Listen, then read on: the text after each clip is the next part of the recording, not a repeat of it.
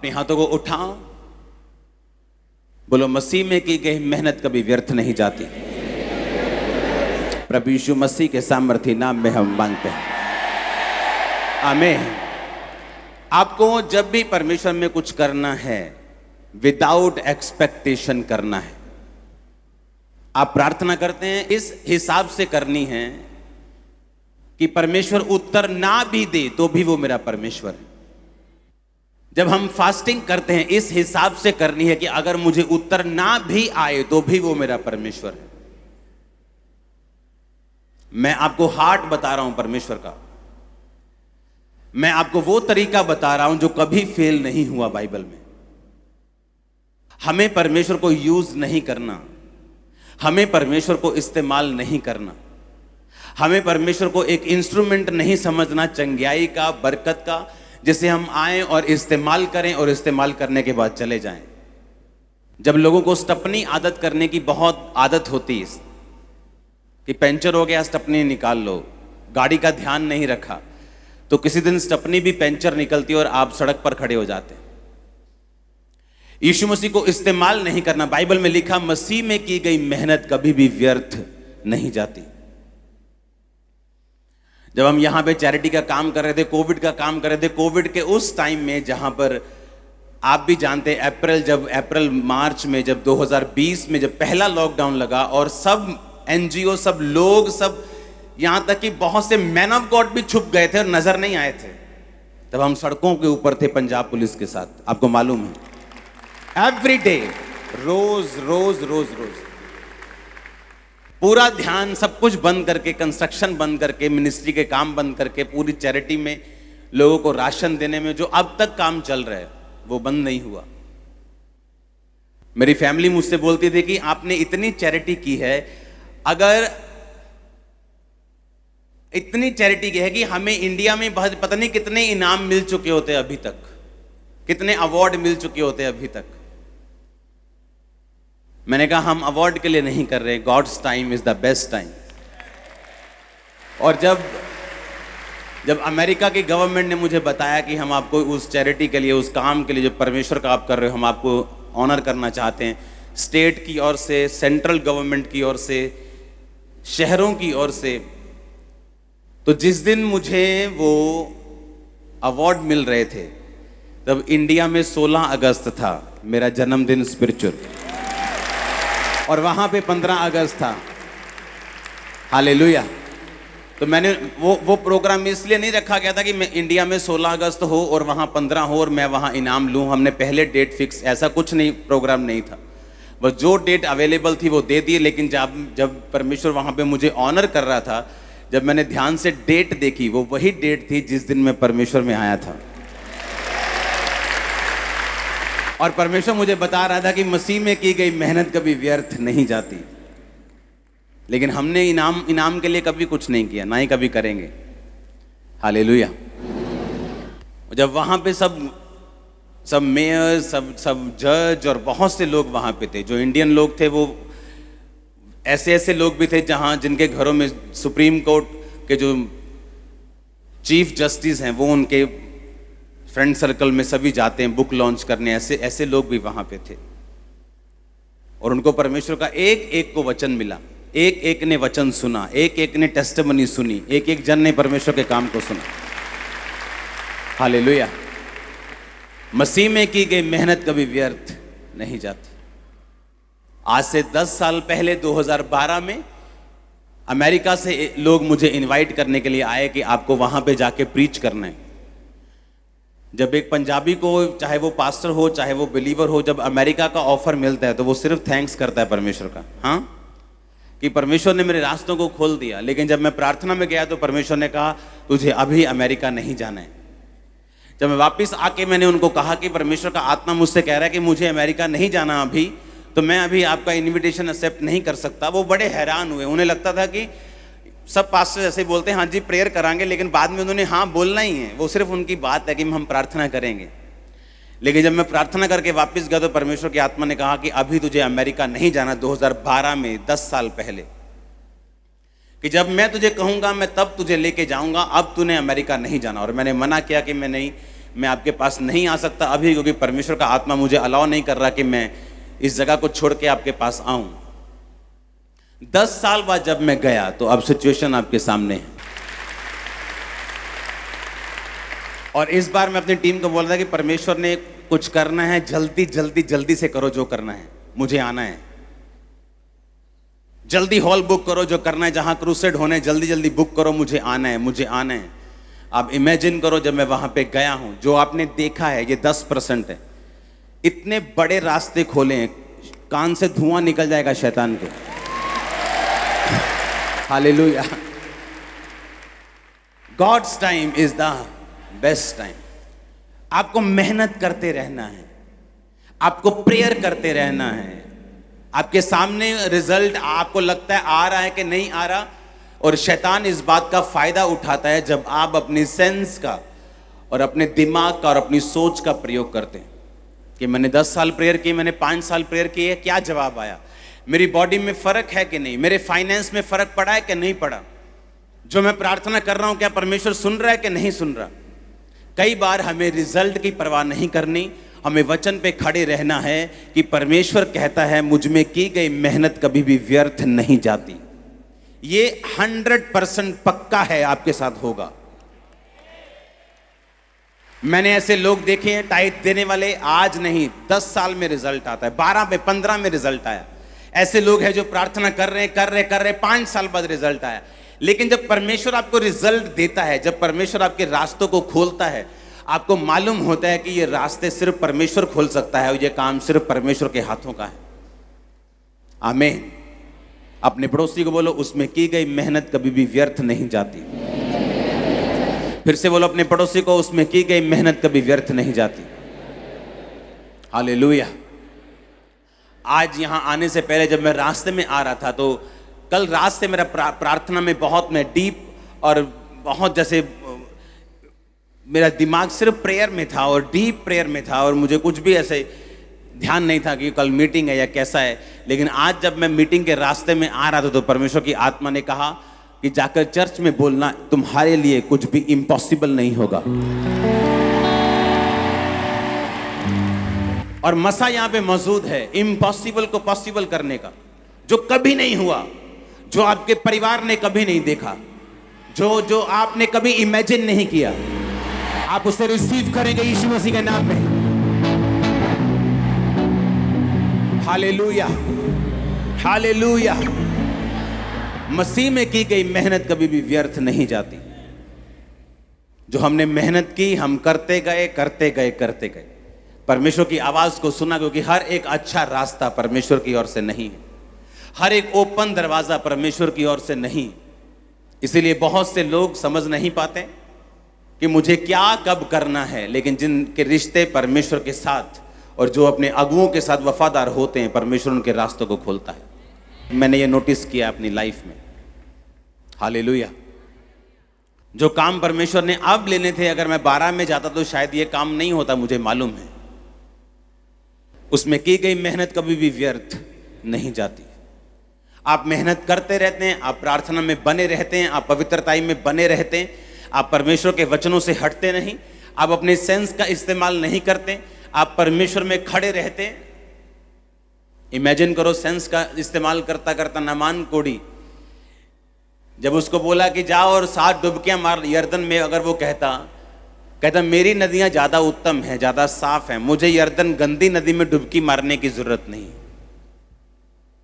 कई बार हम comfortable place ढूंढते हैं, वो चर्च जहां पे लाइनों में लगना ना पड़े, आराम से बैठ जाओ कि खुदा का घर ही है, जहां पे आने वक्त जय मसीह की ओर जाने वक्त भी हाथ आपसे मिलाकर आपके लिए ले हैंड करके जप्फी डाल के आपको वैसा पसंद है। और ऐसे नमान को पसंद था, पर हो सकता है जो आपको पसंद हो उससे कोड़ ना जाए। और नमान को ये मुश्किल लग रहा था कि यर्दन नदी में मैं एक सेनापति हूं, मेरा एक ओहदा है, मैं एक जबरदस्त आदमी हूं, लेकिन मुझे गंदी नदी में 7 डुबकियां मारने के लिए बोल दिया गया। जब भी परमेश्वर आपकी ग्रोथ करता है, आप अनकंफर्टेबल चीजों से होकर गुजरते हैं। जब भी वो आपको अगले लेवल पे लेके जाता है, आपकी लाइफ में कुछ अनकंफर्टेबल आपको महसूस होता है। जब एक पौधा उस बीज से निकलता है उसको अनकंफर्टेबल लगता है। ग्रोथ हमेशा अनकंफर्टेबल फील करवाती है आपको। लेकिन अगर आपको ग्रोथ नहीं करनी, आपको ब्लेसिंग नहीं लेनी, आपको एक ही जगह पे रहना है, फिर आप कंफर्टेबल होकर जहां भी है वहां रह सकते हैं। लेकिन अगर आपको कुछ करना है जो पहले कभी नहीं हुआ, आपको अपने कंफर्ट जोन से बाहर आना पड़ता है। और बाइबल कहती है नामान जब जा रहा था गुस्से में, तो उसके जो असिस्टेंट था उसने बोला कि अगर वो आपको बड़ी मुश्किल बात कह देता तो तब भी आप करते ना, तो अब क्यों नहीं आप कर सकते? 7 डुबकियां ही मारनी है, मार के काम नबेड़ो। और बाइबल कहती है जैसे ही 7वीं डुबकी बजी, उसका शरीर बच्चों के समान साफ हो गया। परमेश्वर के लिए कंफर्ट से बाहर आओ। हालेलुया। एक बार विरोध हो गया तो हम डर जाते, नहीं अब हम सुसमाचार सुनाने इस गांव में नहीं जाएंगे क्योंकि विरोध हो गया। आपको कंफर्ट चाहिए। कंफर्ट में ब्लेसिंग नहीं है। जब हम डरते नहीं, हम बुझते नहीं, चाहे अनकंफर्ट आ जाए लाइफ में, थोड़ी सी प्रॉब्लम आ जाए, थोड़ी सी असहजता, थोड़ी सी मुश्किल आ जाए, लेकिन फिर भी हम रुकते नहीं और अपने काम को करते रहते हैं, ब्लेसिंग के हकदार होते हैं फिर आप। और यही बात नामान को लग रहा था कि मुझे कंफर्ट में रहना था। मेरे अंदर मुझे बुलाता अपने घर में, मेरे पे तेल लगाता, मेरे सिर पे हाथ रखता, मुझे हील करता, चाय पानी पिलाता, मैं उसको लाखों रुपए देता और मैं आ जाता। ये उसका प्लान था। लेकिन जरूरी नहीं जो आपका प्लान है वो परमेश्वर का भी प्लान है। जब वो गया तो अंदर से अलीशा ने कहा कि इसको जाके कह दो कि यर्दन में 7 डुबकियां मारे, इसका कोड चला जाएगा। और बाहर आके ग्रीट भी नहीं किया, मिला भी नहीं, हेलो हाय भी नहीं की, कुछ नहीं किया।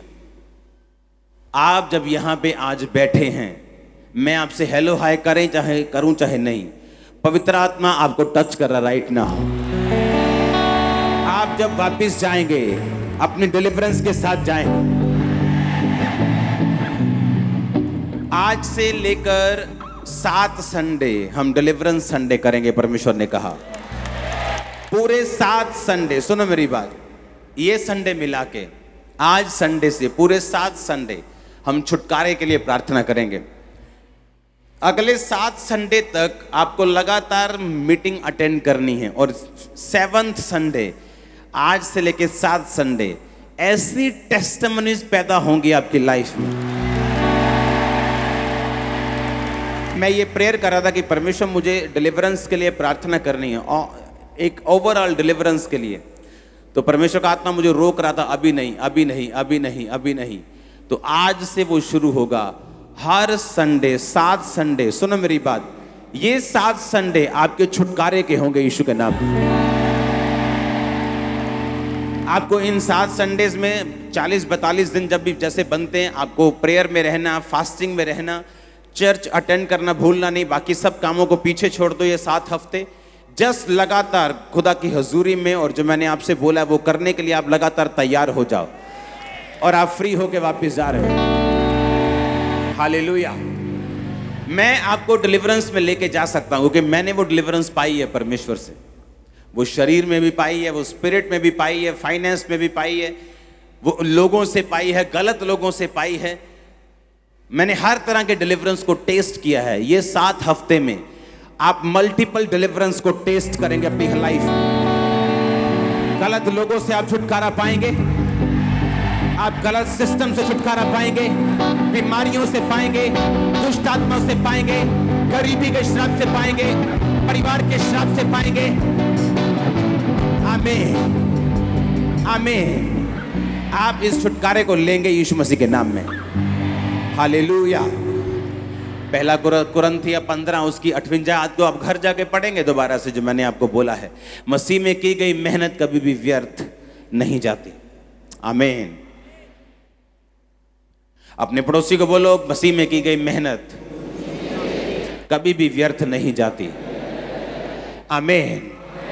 अब आपको ये बात समझनी है कि अब 7 हफ्ते में आपको डिलीवरेंस के ऊपर और किस तरह से परमेश्वर से हमने छुटकारों को लेना है, मैं आपको इसके ऊपर वचन दूंगा।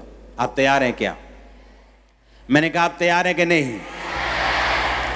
और अगर ये वचन आपने पकड़ लिया और आप इस हिसाब से चलते रहे, आप बड़े से बड़े बंधन को तोड़कर वापस आ रहे हो। बड़े से बड़े, वो आपके बेटे का हो, वो आपके नशे का हो, वो आपके कर्जे का हो, आप उसे तोड़ देंगे यीशु मसीह के नाम में। हालेलुया। अपने पड़ोसी को बोलो, बने रहो, अड़े रहो और खड़े रहो। आमीन। रूत की पुस्तक 1 उसकी 1 से 17 आयत को आप घर जाके पढ़ेंगे। स्क्रीन पे देखेंगे हम एक आयत को। जिन दिनों में न्यायी लोग न्याय करते थे, उन दिनों में देश में अकाल पड़ा। तब यहूदा के बैतलहम का एक पुरुष अपनी स्त्री और दोनों पुत्रों को संग लेकर मोआब के देशों में परदेशी होने के लिए चला। उस पुरुष का नाम एलीमेलेक, उसकी पत्नी का नाम नियोमी, दोनों बेटों का नाम मैलोन और किल्योन था। वे एपराती थे, अर्थात यहूदा के बैतलहम के रहने वाले थे। वे मोआब के देश में आकर रहे। तब नियोमी का पति एलीमेलेक मर गया। नियोमी और उसके दोनों पुत्र रह गए और एक एक करके उन्होंने मोआबिन स्त्री से विवाह कर लिया। एक का नाम ओप्रा और दूसरी का नाम रूत था। फिर वो वहाँ कोई 10 वर्ष तक रहे। तब महलोन और किल्योन दोनों मर गए और नियोमी अपने दोनों पुत्रों और पति से रहित हो गई। हालेलुया। परमेश्वर ने आपको अपनी महिमा के लिए बुलाया है और परमेश्वर ने इसलिए भी आपको बुलाया है कि वो आपको परख कर आपको ब्लेस कर सके। बैतलहम का मतलब है रोटी का घर। और बाइबल कहती है एलीमेलेक ने जब देखा कि मेरे पास रोटी नहीं क्योंकि अकाल पड़ चुका है, वो मोआब देश में रहने के लिए गया। मोआब देश नीचा है और बैतलहम ऊंचाई पे है। बैतलहम का मतलब है रोटी का घर और मोआब यानी कि एक ऐसी जाति जो व्यभिचार से पैदा हुई थी। एलीमेलेक ने यह नहीं देखा कि परमेश्वर के घर में अगर अकाल है, अगर परमेश्वर के घर में जिसका नाम ही रोटी का घर है, मुझे रोटी की कमी है, तो भी मुझे पाप की ओर नहीं जाना, मोआब जाति की ओर नहीं जाना जो व्यभिचार से पैदा हुआ है और जिससे परमेश्वर नफरत करता है। लेकिन बाइबल कहती वो आत्मिक नॉनसेंस व्यक्ति था। उसके बच्चों के नाम से मालूम होता है। एक का नाम किल्योन था, दूसरे का नाम महलोन था। एक का नाम है कमजोरी, दूसरे का नाम है बीमारी। एक के नाम का मतलब है कमजोरी, दूसरे के नाम का मतलब क्या है? बीमारी। ऐसा नाम अपने बच्चों का वही रख सकता है जो आत्मिक रूप से बीमार हो और नॉनसेंस व्यक्ति हो। कुछ लोग आत्मा में नॉनसेंस होते हैं, उन्हें लगता है कि ये सब बातों का कोई मतलब नहीं। मैं कोई भी नाम रख दूं, नाम से क्या ले देना, हम कमाएंगे तो खाएंगे, नाम क्या दे देगा। लेकिन वो गलत फहमी में है। नाम का मतलब आपकी लाइफ की डेस्टिनी है। नाम का मतलब उस नाम का पूरा महत्व आपकी लाइफ में रहता है। हालेलुया। मूसा जल में से निकाला गया, इसका नाम मूसा पड़ा। और जब मूसा फंसा तो जल की परीक्षा में फंसकर कनान जाने से रुक गया। ये बहुत डीप बात है, आज मैं इसे नहीं करूंगा आपके साथ। एक नॉनसेंस व्यक्ति ही अपने बच्चों का नाम बीमारी और गरीबी और बीमारी और कमजोरी रख सकता है। वो नॉनसेंस था, इसीलिए परमेश्वर के घर को छोड़ के पाप की ओर चला गया ताकि वो रोटी को कमा सके, अपने परिवार को जिंदा रख सके। और शायद परमेश्वर ने उसे परखा था कि जब मेरे घर में अकाल हो, जब मैं तेरी जिंदगी में अकाल डालूं, जब मैं तेरी जिंदगी में कमी को डालूं, क्या तू अपनी पवित्रता को, क्या तू अपनी स्पिरिचुअल लाइफ को नीचे की ओर लेके जाएगा? अगर तुझे जरूरत हो, क्या तू वहीं रखेगा जहां तुझे रखनी चाहिए? बाइबल के सबसे बड़े छुटकारों में से एक छुटकारा रूत का होता है। जब बाइबल कहती जब उसका पति मर गया और अपनी सास के साथ वो इज़राइल में और बैतलहम में वापस गई और उसकी जो जेठानी थी वो चली गई। उस जब नियोमी ने कहा कि देखो दोनों बहुओं को कि मैं पति नहीं कर सकती और मेरे बच्चे भी नहीं कि तुम उनकी पत्नियां ठहरो, वापस चले जाओ अपने देश में और वहां पति करो और मुझे छोड़ दो।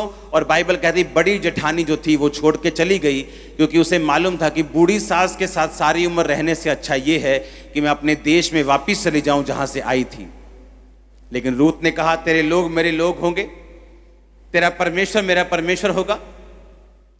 उस आयत को हम अपनी स्क्रीन के ऊपर पढ़ेंगे। रूत बोली, तू मुझसे ये विनती ना करके मुझे त्याग या छोड़कर लौट जा।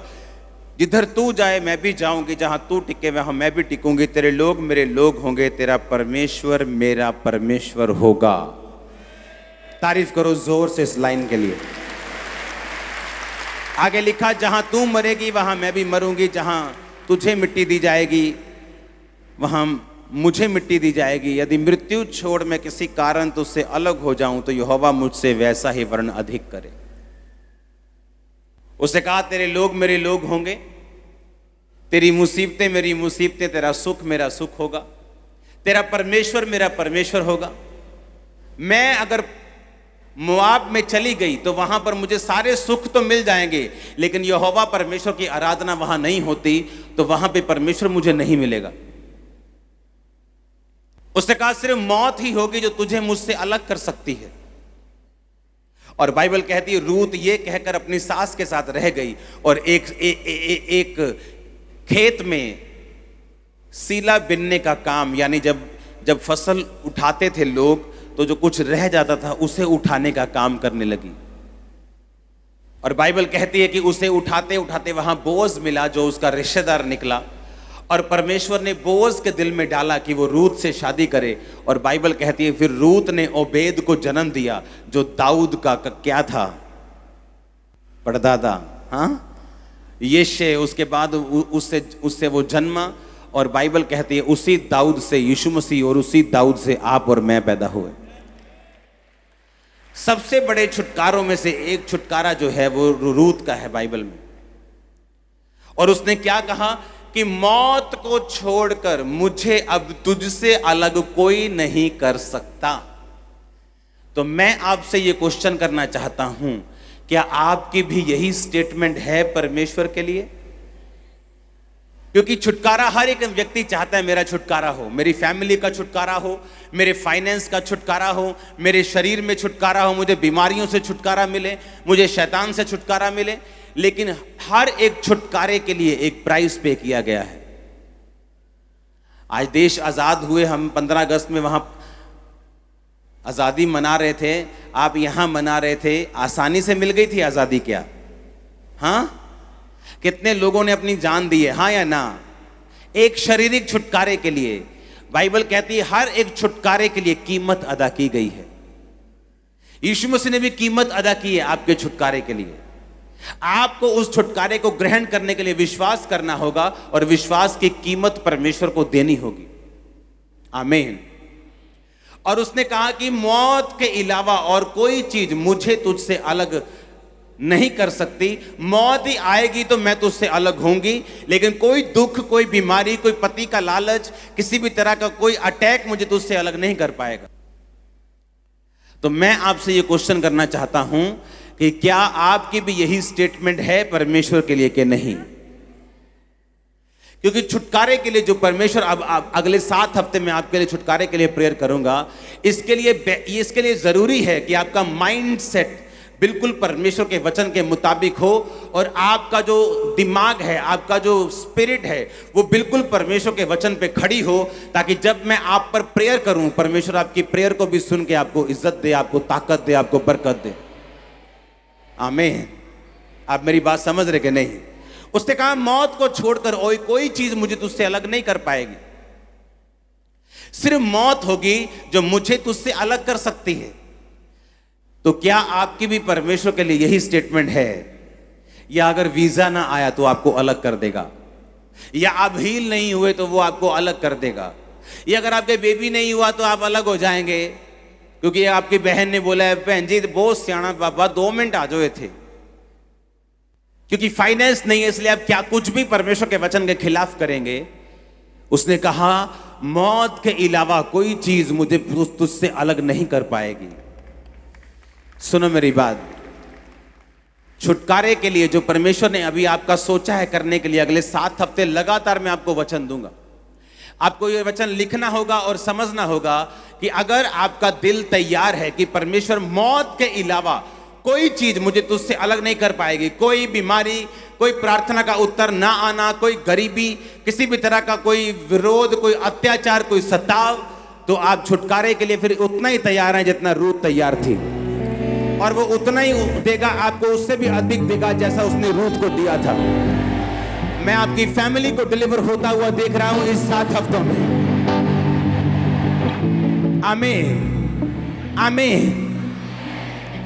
आपकी स्टेटमेंट होनी चाहिए, परमेश्वर मुझे तुझसे कोई भी चीज अलग नहीं कर सकती।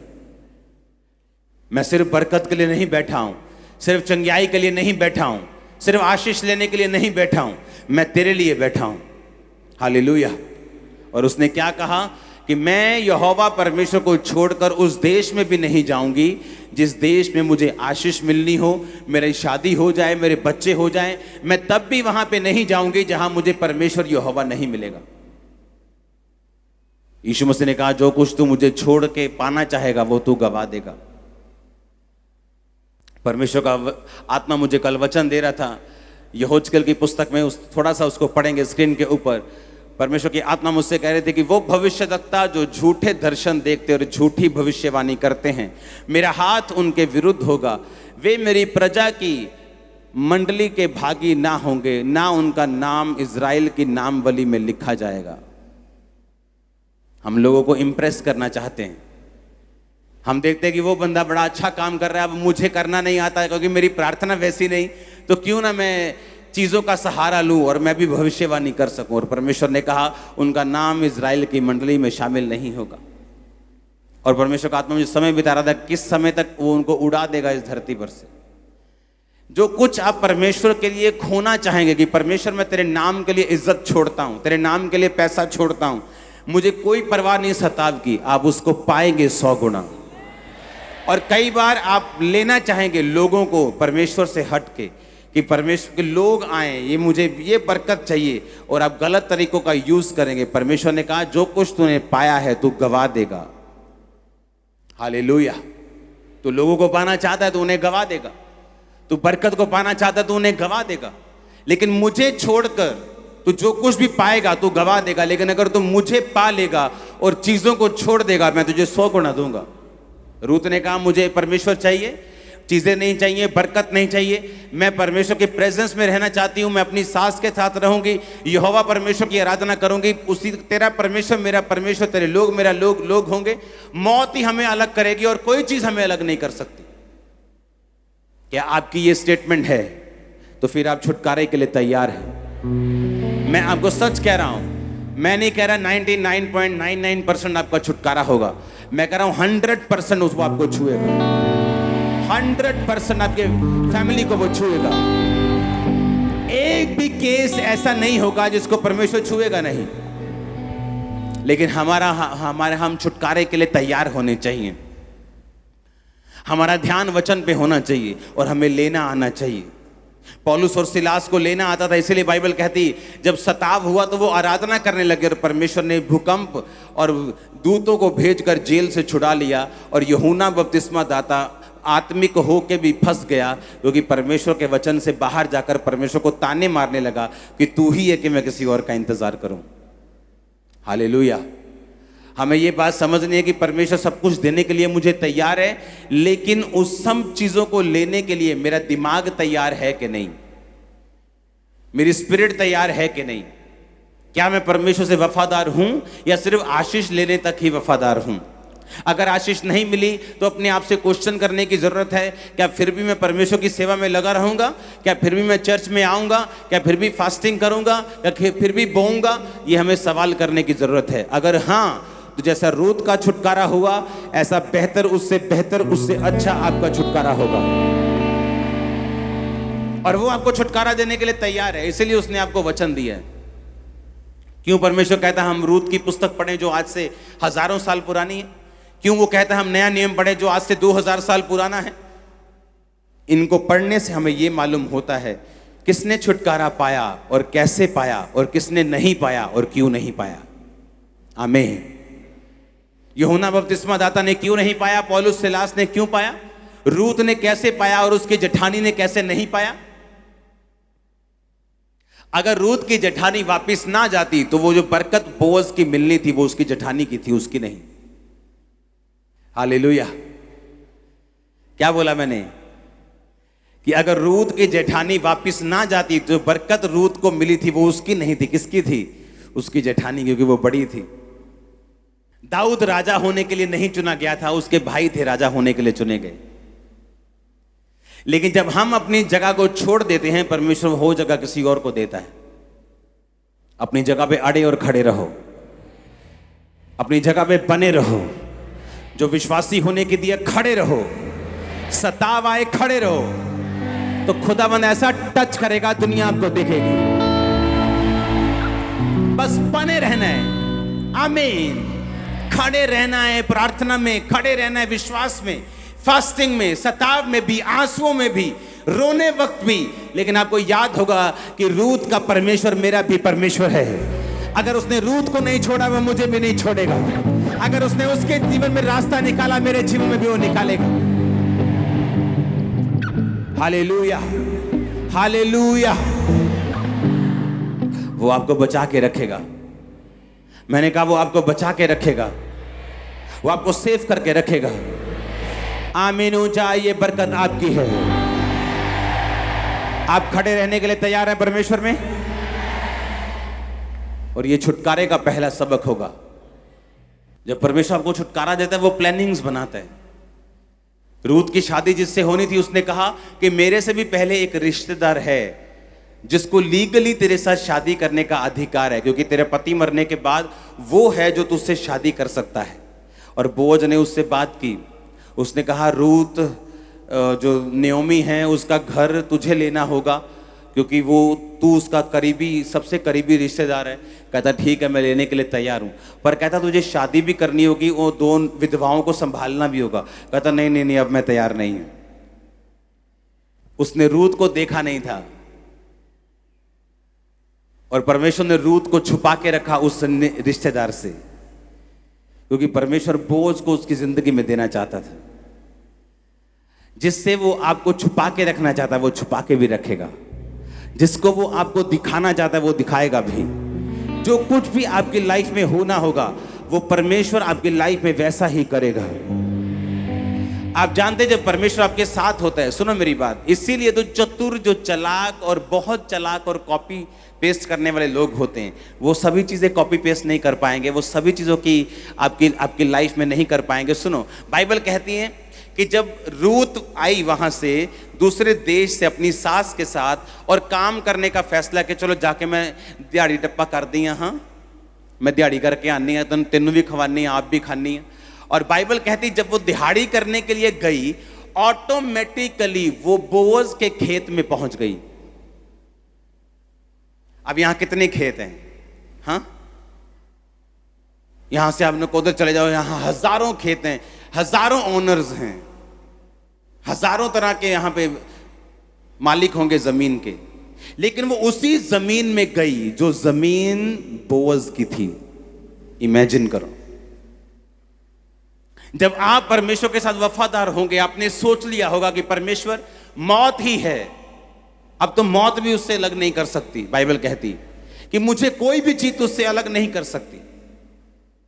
बाइबल कहती है यहोवा फिर अपने भक्तों के पांवों को मसा करता है। पता है इसका मतलब क्या है? और वो उनके स्टेप्स को अनॉइंटेड करता है कि जिस जगह पढ़ने चाहिए उसी जगह पढ़ने चाहिए। ये बड़ी गहरी बात है, ध्यान से समझना। ये सबके लिए नहीं है, ये उन लोगों के लिए नहीं है जो अभी विश्वास में बनने की कोशिश कर रहे हैं कि इधर भी लंगर प्रसाद चल रहा है, इधर भी चर्च में भी आ रहे, देखते हैं कौन अच्छा है, सब कुछ चल रहा है, इधर भी चल रहा है, उधर भी चल रहा है, वहां भी चल रहा है, वहां भी चल रहा है, थोड़ा बहुत पाप भी चल रहा है, थोड़ी बहुत फेसबुक भी चल रही है, थोड़ा बहुत ब्लू फिल्में भी चल रही हैं, थोड़ा चर्च भी चल रहा है, थोड़ी प्रेयर भी चल रही। मैं उनकी बात नहीं कर रहा हूं, मैं उनकी बात कर रहा हूं जो मन बना चुके हैं खुदावन को जीवन देने का, उनकी बात कर रहा हूं। आप मेरी बात समझ रहे कि नहीं? जब आप मन बना चुके हैं, बाइबल कहती जब रूत मन बना के आई कि तेरे लोग मेरे लोग हैं, तेरा परमेश्वर मेरा परमेश्वर है, अलग होना होगा तो मौत आ जाएगी तो अलग हो जाएंगे, नहीं तो नहीं होंगे। हाँ मुझे मालूम है तेरे साथ दुख है, मुझे तुझे पालना पड़ेगा, अपना भी पेट पालना पड़ेगा, शादी नहीं हो सकती, कुछ नहीं हो सकता, गरीबी में रहेंगे, मैं मुआबिन हूं, दूसरे देश में आई हूं, कोई मुझे जानता तक नहीं, तू मर जाएगी, मेरा क्या होगा, सारे सवाल दिमाग में थे। तो भी कहती लेकिन तेरा परमेश्वर मेरा परमेश्वर होगा, दैट्स इट। और बाइबल कहती उसने सोचा कि मैं दिहाड़ी करके आती हूँ, दिहाड़ी करने के लिए अपना अपना झोला झोला लेके घर से निकली और जिस खेत में दिहाड़ी करने के लिए गई वो बोअज का खेत था। परमेश्वर जानता था, उसे लगता था कि परमेश्वर उससे बात नहीं कर रहे, लेकिन परमेश्वर उसके दिमाग के जो नाड़ियों के सिग्नल थे, चल इधर मुड़ जा, अब आगे चल, चल इधर चलती हूं, चल इधर चलती हूं, चल इधर चलती हूं, चल इधर चलती हूं। कहां आ गई? बोअज के खेत में। मैं आपको मस्सा करता हूं सही जगह जाने के लिए, सही जॉब में जाने के लिए, सही चर्च में जाने के लिए, यीशु मसीह के नाम में। सुनो, अगर ये सही चर्च है, खुदावंद आपकी अगुवाई करेंगे। मैं तो सीधी बात बोलता हूं, सब ऐसे ही प्रार्थना करें तो कईयों की तो खाली हो जाएंगी। Hallelujah, hallelujah. इमेजिन करो, रूत जा रही है और उसे मालूम नहीं, उसे लगता है कि मैंने परमेश्वर में डिसीजन ले लिया। आपको लगता है परमेश्वर आपसे बात नहीं कर रहे, आपको लगता है परमेश्वर आपसे कुछ समझ नहीं आ रहा। वो तब भी आपके पांव को अभिषेक कर रहे हैं, आपके माइंड से वो बात कर रहे हैं। राइट प्लेस पर वो आपको लेके जाएगा और खड़ा करेगा। इस छुटकारे को लेने से पहले एक माइंड सेट हमें चाहिए, वो ये है कि किसी भी चीज, कोई भी वस्तु, कोई भी ब्लेसिंग मिलना या ना मिलना मुझे परमेश्वर से अलग नहीं कर सकता, क्योंकि शैतान इन्हीं चीजों का यूज करते हैं। देख, अभी भी तू बीमार है, वो तेरे सिर में दर्द हो रहा है, वो इन्हीं चीजों का इस्तेमाल करता है परमेश्वर से अलग होने के लिए। और जब हम बोलते हैं कि परमेश्वर ही मेरा परमेश्वर है, मैं किसी बरकत के लिए नहीं, किसी आशीष के लिए नहीं, वरन परमेश्वर ही मेरा परमेश्वर होगा, दैट्स इट। आप तैयार हैं? फिर उसका माइंडसेट जब तैयार हो गया तो बाइबल कहती वो गई अपनी मर्जी से, लेकिन गई कहां? बोअज के खेत में। उसको कोई जीपीएस नहीं लगा, या उसको बाइबल में कहीं रिकॉर्ड नहीं कि यहोवा ने उससे बात की, मेरी बेटी अब खब्बे चल जा, मेरी बेटी अब सज्जे, कोई बात नहीं की उससे, कोई बात नहीं की उससे।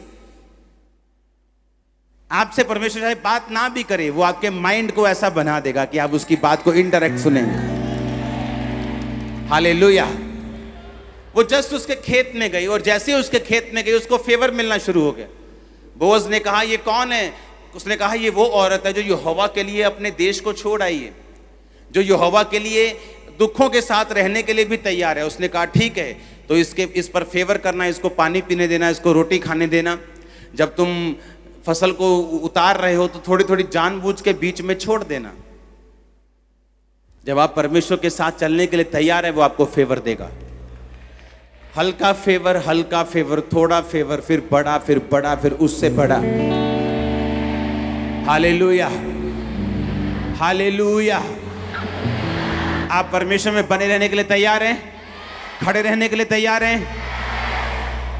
आपकी लाइफ जिस ब्लेसिंग के लिए खड़ी है, जिस ब्लेसिंग पर आपकी लाइफ निर्भर करती है, आपको दिमाग में एक क्वेश्चन रेज करना है, अगर मुझे ये ना भी मिले तो क्या तब भी मैं परमेश्वर से वफादार हूं? ये क्वेश्चन है माइंड में। ये है माइंड को तैयार करना कि क्या मैं अब भी परमेश्वर के साथ खड़ा रहने के लिए तैयार हूं। रूत हर कंडीशन में परमेश्वर के साथ रहने के लिए तैयार थी, और ये रीजन था कि उसने परमेश्वर से बड़े छुटकारे को हासिल किया। हालेलुया। आप बड़े छुटकारे को लेंगी और लेंगे यीशु के नाम में। आप तैयार हैं क्या? अगले 7 हफ्ते आपको मैं तैयार करूंगा, और 7 हफ्ते आप डिलीवरेंस को, छुटकारे को अपनी अपनी फैमिली के, फाइनेंस के मांगेंगे। और मैं आपको सच कहता हूं प्रोफेटिकली, आपके पांव को परमेश्वर अभिषेक करके उन जगहों पे ले जाएगा। आमीन। वो काम करना स्टार्ट कर देगा आपकी लाइफ में। आपसे चाहे बात लगे हो या ना हो, आपको लगे परमेश्वर मेरे साथ है या नहीं, तो भी वो आपके साथ है। वो आपके पांवों को अभिषेक करेगा। डे बाय डे वो आपको उस जगह ले जाएगा जो आपके लिए तैयार की गई है। आप मोस्ट ब्लेस्ड पर्सन होंगे अपने परिवार में, मोस्ट ब्लेस्ड पर्सन होंगे अपने मोहल्ले में। Hallelujah, hallelujah. खुदा के साथ रहने के लिए आशीष ना मिले तो भी, बरकत ना मिले तो भी, क्योंकि ये ऐसा वर्ड है जो सब लोग नहीं मान पाते हैं, लेकिन जब आप सुन पाते हैं और समझ पाते हैं, आप उसी लेवल का छुटकारा ले पाते हैं जो उन लोगों ने लिया है। हम स्वागत करते हैं आज कपूरथला ब्रांच का, बठिंडा ब्रांच का, हमारे साथ दोनों ब्रांचेस। Hallelujah, hallelujah. कपूरथला और बठिंडा आज नई ब्रांचेस हमारे साथ हैं। स्वागत करते हैं आपका यीशु मसीह के नाम में। आमीन। सुसमाचार के लिए अपना नाम जरूर लिखाना, तैयार रहना, क्योंकि एक बड़ी फसल को हम काटने वाले हैं। हालेलुया। अपने हाथों को उठाओ। Thank you Jesus. ऊंची आवाज में फिर से